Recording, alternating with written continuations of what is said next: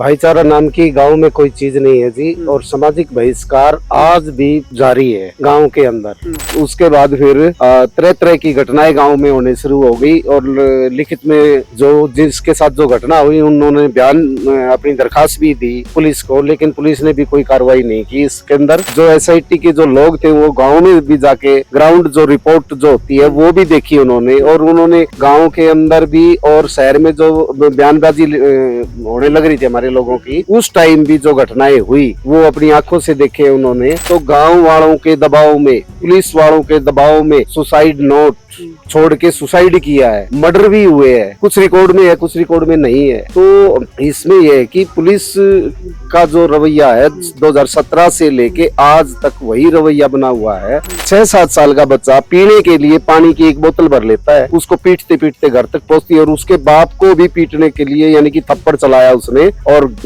गाली दी उसको बहुत गंदी। नमस्कार दोस्तों, आप देख रहे हैं मेरे साथ द विभाग। और अभी दिल्ली से, राजधानी दिल्ली से 165 किलोमीटर दूर मैं भाटला गांव में हूँ। भाटला गांव ये वही गांव है जो 2017 में सुर्खियों में आई थी। दो गुटों की लड़ाई, दो कास्ट की लड़ाई यहाँ पर चली थी 2017 में। अगर देखा जाए तो दलित समाज के साथ कुछ सामूहिक कहा जाए तो बहिष्कार का सामना करना पड़ा था। ये जो केस है वो सुप्रीम कोर्ट में भी चल रहा है।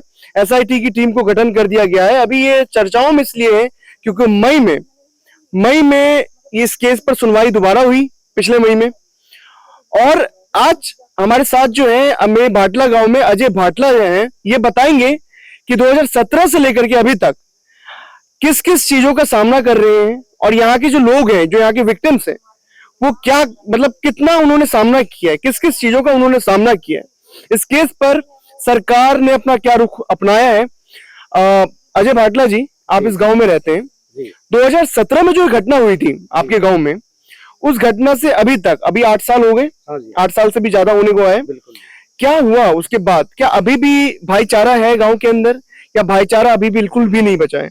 भाईचारा नाम की गांव में कोई चीज नहीं है जी। और सामाजिक बहिष्कार आज भी जारी है गांव के अंदर। और गांव सामाजिक बहिष्कार के कारण गांव के जो दलित समाज के जो लोग थे, 2017 का आप रिकॉर्ड देखिए कि लोग खेती भी करते थे, पशु भी रखते थे। और 2017 में जो सामाजिक बहिष्कार हुआ, लोगों ने खेती करना भी छुड़वा लिया उनसे, पशु वगैरह थे वो बिल्कुल कौड़ियों के दाम बेचने पड़े। मैं खुद मेरा बताता हूँ, मेरे घर पे 2017 के अंदर 120 के करीब भेड़ बकरियां थी जो मेरे पिताजी चराते थे उनको, वो बिल्कुल कौड़ियों के दाम बेचनी पड़ी हमने। और घर पे 2-3 भैंसे रखते थे तो वो भैंसों को भी बेचना पड़ा क्योंकि इनके प्राइवेट खेत थे, उनमें उन्होंने मना कर दिया था।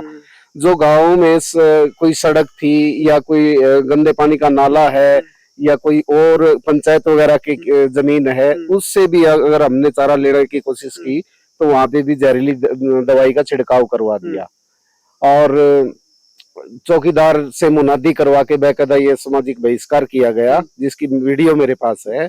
और उसके बाद फिर तरह तरह की घटनाएं गांव में होने शुरू हो गई और लिखित में जो जिसके साथ जो घटना हुई उन्होंने बयान अपनी दरखास्त भी दी पुलिस को, लेकिन पुलिस ने भी कोई कार्रवाई नहीं की इसके अंदर। और ये मामला फिलहाल सुप्रीम कोर्ट में पेंडिंग है।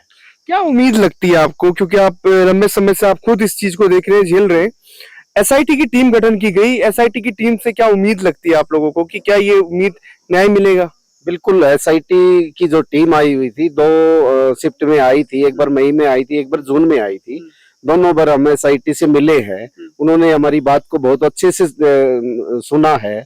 और जो एसआईटी के जो लोग थे वो गांव में भी जाके ग्राउंड जो रिपोर्ट जो होती है वो भी देखी उन्होंने, और उन्होंने गांव के अंदर भी और शहर में जो बयानबाजी होने लग रही थी हमारे लोगों की, उस टाइम भी जो घटनाएं हुई वो अपनी आंखों से देखे उन्होंने।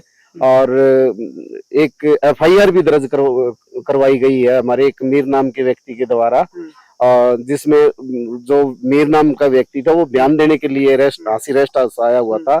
और जो सामाजिक बहिष्कार के मुलजिम है उनके द्वारा उसको धमकी दी गई, और जिस पे टीम को सारी बात बताई मीर ने, टीम ने पुलिस भेज के उनको बुलाया, उनसे उन्होंने एडमिट भी की और पुलिस जी। को गिरफ्तार करवा दिया था उन्होंने, और उनके खिलाफ एफआईआर दर्ज हुई। और उसके बाद फिर गांव के जो लोग थे, बाहर की जो खाप वगैरह थी, पूरे थाने को घेर लिया, और थाने के जो पुलिस वगैरह था उनके ऊपर नाजायज प्रेशर बनाकर उनको छुड़वा लिया गया। अजय भाटला जी, आप कह रहे हैं कि 2017 में आपके पास 150 बकरियां थी, भेड़ें थी, बिल्कुल। क्या क्या झेलना पड़ा आपको? मतलब कि 2017 से लेकर के अभी तक कितनी परेशानी आई आपको? परेशानियों का तो बस पूछो मत कि क्या क्या परेशानी नहीं थी। जैसे ही सामाजिक बहिष्कार की मुनादी हुई शाम को, और सुबह उठ के हम जब डेयरी से दूध लेने गए कि भाई दूध, बोले भाई आपको दूध नहीं मिलेगा, आपकी सामाजिक बंदी कर दी है, आपको किसी प्रकार का कोई सामान नहीं दिया जाएगा, किराने का या दूध की डेयरी से दूध का, या कोई डॉक्टरी सुविधा है, इस तरह की किसी प्रकार की कोई भी सुविधा मिलनी बंद हो गई। और एकदम से जैसे बिल्कुल हंसती खेलती जिंदगी एकदम स्टॉप हो गई। और उसमें बच्चों को पता नहीं क्या क्या फेस करना पड़ा, जो यानी कि बाहर जो इस धरती पे जो आए हुए ना, उनको तो फेस करना ही करना पड़ा। जो पेट में जो बच्चे पल रहे थे उस टाइम पे, उनको भी बहुत परेशानियां, पता नहीं क्या क्या दिक्कतें का सामना करना पड़ा। स्कूल वगैरह से भी हुआ था? हाँ बिल्कुल, स्कूल वगैरह में भी भेदभाव किया जा रहा था। मेरे 3 बच्चे हैं जी, मैंने तीनों बच्चों को 2021 में मैंने बिल्कुल पूरा सिस्टम का ये देख लिया कि मैं नहीं, अब तुम्हारी सुनाई करने वाला कोई नहीं। मैंने सोचा कि भाई हम तो झेल रहे हैं, ताकि तो बच्चों को थोड़ी अच्छी शिक्षा मिल जाए। मैंने पड़ोस के गांव में प्राइवेट स्कूल है, उसमें तीनों बच्चों का एडमिशन करवा रखा है। और स्कूल में उसके बाद भी हमने देखा है, वहां पे एसएमसी की कमेटी वगैरह जो बनती है, वहां पे उस एसएमसी कमेटी के प्रधान, वाइस प्रधान या सचिव, जो हमारे ऊपर जुल्म अत्याचार करने वाले लोग हैं, उनको वहां पे उस कमेटी के मेंबर वगैरह बनाए हुए हैं। और जो शेड्यूल कास्ट के बच्चे हैं, टोटली शेड्यूल कास्ट के बच्चे जाते हैं, जनरल या बीसी के बहुत कम बच्चे हैं। स्कूल भी भाईचारा कमेटी के प्रभाव में कार्य करता है, स्कूल के प्रिंसिपल वगैरह, स्कूल का पूरा स्टाफ वगैरह भाईचारा उसके प्रभाव में होता है, सारा प्रभाव में होता है जी सारा। अब फिलहाल मैं ग्राम पंचायत भाटला से वार्ड नंबर 17 से पंच हूँ। 2.5 साल हो गए इस ट्रम्प को। आप मेरे साथ गांव में देखिए घूम के, जो दलित समुदाय की बस्तियां वगैरह है, उनकी गलियां देखना आप, और दलित समुदाय के महापुरुषों के नाम से कोई भवन है या कोई पार्क है या कोई धर्मशाला है, आप जाके खुद देखिए कि उसमें है ना, ग्राम पंचायत की ओर से कोई भी विकास कार्य नहीं करवाया गया है।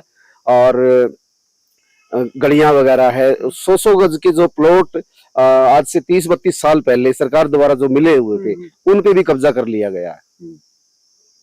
पर सरकार कहती है कि भाईचारा है, कायम है भाईचारा। भाईचारा वो कैसा भाईचारा है कि भाईचारा जो शब्द है ना, उसके आड़ में गरीब लोगों के ऊपर जुल्म ज्यादती की जा रही है।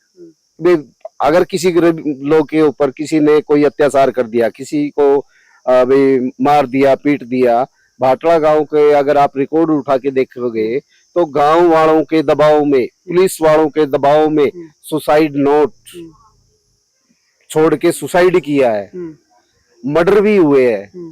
कुछ रिकॉर्ड में है, कुछ रिकॉर्ड में नहीं है। तो इसमें यह है कि पुलिस का जो रवैया है 2017 से लेके आज तक वही रवैया बना हुआ है। और गांव के जो लोग हैं, जो भाईचारा शब्द का वो कर रहे हैं, वो भाईचारा की आड़ में ना गरीब लोगों के ऊपर जुल्म जाती अत्याचार करते हैं। आज तक आप कह रहे हैं कि आज तक भी पूरा बहिष्कार हो रहा है? पूरा बहिष्कार हो रहा है। मौजूदा जो ग्राम पंचायत का जो सरपंच है, उसकी मेरे पास एक वीडियो है, एक दलित समुदाय को सार्वजनिक रास्ते पे जाने के लिए मना कर रहा है। और फिर वो वीडियो में ये भी कर रहा है, उसके परिवार के लोग ये बता रहे हैं कि ये तो सरकारी रास्ता है, इस पे तो हम जा सकते हैं, भाई सरपंच बना है, ये थोड़ी है भाई तू आने जाने पे भी पाबंदी लगाएगा। तो फिर वो कह रहा कि कोई बात नहीं, तू भेज के देखिए, फिर देखिए बोला दोबारा। मौजूदा सरपंच की माँ है, वो एक सार्वजनिक पानी पीने के पानी की टंकी, जिसको प्याऊ भी बोलते हैं, प्याऊ है, उस पे 6-7 साल का बच्चा पीने के लिए पानी की एक बोतल भर लेता है, उसको पीटते पीटते घर तक पहुंचती है। और उसके बाप को भी पीटने के लिए यानी कि थप्पड़ चलाया उसने और गाली दी उसको बहुत गंदी। ये अपने यूं मान ली कि 8-10 महीने पहले की घटना है। अच्छा। हाँ, 2024 की है, शायद नवंबर या दिसंबर की। तो क्या बहुत सारे लोगों ने यहाँ से पलायन कर लिया? हाँ बिल्कुल पलायन किया है। अभी अभी हमारे साथ एक हमारा साथी है जय भगवान, उसने कुल 12 सदस्यों को लेके अपने परिवार के और गांव से पलायन किया है। और पलायन करते वक्त अपने एक सामान, जिस भी साधन में सामान डाल रहा था, उस साधन का फोटो खींच के और अपनी फेसबुक पे लिखा है कि गांव का माहौल बहुत खराब है, इसलिए मैं अपने बीवी बच्चों को लेके बाहर जा रहा हूँ सामाजिक बहिष्कार से परेशान होके।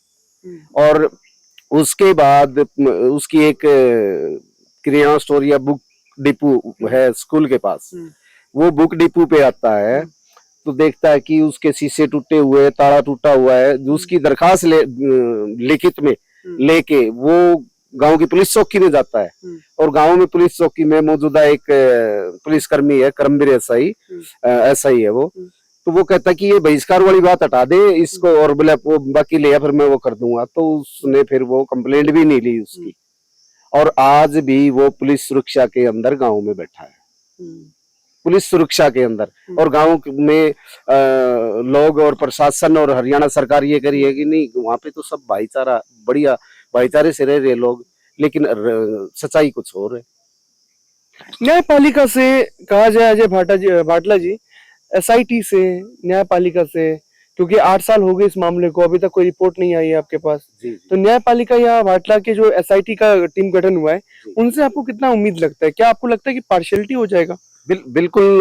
जो टीम आई थी और उससे टीम से आने से पहले जो भी जुडिशरी यानी कि अदालत के अंदर जो कुछ छोटा मोटा रिलीफ अगर हमारे को मिला है तो अदालत के माध्यम से मिला। जैसे पुलिस ने हमारे खिलाफ ना दर्जनों मुकदमे झूठे हमारे ऊपर दर्ज किए हैं, तो कोर्ट में जाके पूरा ट्रायल चला है, जिसमें हम बाइज्जत कोर्ट ने हमारे को बरी किया है। और जो उन लोगों ने हमारे ऊपर जो जुल्म अत्याचार किए थे, उन मामलों में भी एफआईआर दर्ज हुई, गिरफ्तार हुए वो। जैसे मेरे साथ और मेरी पत्नी, हम दोनों थे और हंसी से जाने लग रहे थे। 2019 की घटना है, रास्ता रोक के और मैं हमारे साथ हाथापाई और मारपीट की थी, उस बारे में मैंने मुकदमा दर्ज करवाया। 2 लोग थे उसमें, जाट जाति से थे, दोनों बाबू बेटा थे, उनको कोर्ट ने 3-3 साल की सजा की है। तो कोर्ट से उम्मीद है और पूरी एसआईटी से हमें 101% उम्मीद है कि हमारे को एसआईटी न्याय दिलाने का काम करेगी। तो ये हमारे साथ जो भाटला गांव के अजय भाटला जी थे, जिनका कहना है, जिन्होंने 2017 से लेकर के अभी तक जो भी घटनाक्रम हुई है, उन्होंने बताया है किस तरीके से। और मैं आपको एक संक्षिप्त में बता देना चाहता हूं कि 2017 के जो साल था, उसके अंदर ये 15 जून का मामला है, जब पानी भरते टाइम कुछ समुदाय के बीच में यहाँ पर घटना घट जाती है, कुछ समुदाय के बीच में झगड़ा हो जाता है। उसके बाद जो इसमें कुछ एक खास समुदाय है, उसको बहिष्कार किया जाता है, मतलब कि उसको जो है सामाजिक बहिष्कार कर देते हैं। 2 जुलाई को जब खाक पंचायत बैठती है तो उसके बाद सामूहिक बहिष्कार किया जाता है। और 8 साल से ये केस चल रहा है। सुप्रीम कोर्ट में जब मामला जाता है तो supreme court 4 IPS, retired IPS का जो टीम है, एसआईटी की गठन कर देती है। और एसआईटी उसके बाद अभी तक एसआईटी जांच कर रही है, विक्टिम से मिल रही है, गांव में आ रही है, भाटला गांव में आ रही है। लेकिन उसके बाद भी 8 साल बीत चुके हैं, भाटला के लोगों को आज तक इस चीज की उम्मीद है कि रिपोर्ट आएगी और इनको जो है न्याय मिलेगा। कुछ लोगों को न्याय मिलेगा, कुछ कोर्ट ने जब मुआवजा की बात की थी तो कुछ लोगों को मुआवजा भी मिलेगा। और खास करके मुआवजा सबको मिलना चाहिए, जैसे लोगों की मांग है। यहाँ पर सिर्फ और सिर्फ मुआवजा जो है 7 से 8 लोगों तक ही पहुंचा है, कुछ लोगों ने जिस तरीके से हमें बताया। तो अब देखने वाली बात है कि एसआईटी की जो रिपोर्ट है वो आएगी, और कब आती है एसआईटी की रिपोर्ट, और उसके बाद क्या होता है इसके ऊपर फैसला। क्या एसआईटी की रिपोर्ट जो है निष्पक्ष जांच कर पाती है, यह आगे ही देखने वाली बात होगी कि आगे इस केस में और क्या होता है। लेकिन 8 साल बहुत लंबा समय होता है। 8 साल 2017 से लेकर के 2025 तक जो है कुछ समुदाय कुछ ना कुछ इस यहाँ पे झेल रहे हैं, बहिष्कार का सामना अभी भी कर रहे हैं। और आने वाले टाइम में देखेंगे कि क्या रिपोर्ट आता है और कितना इनको न्याय मिल पाता है।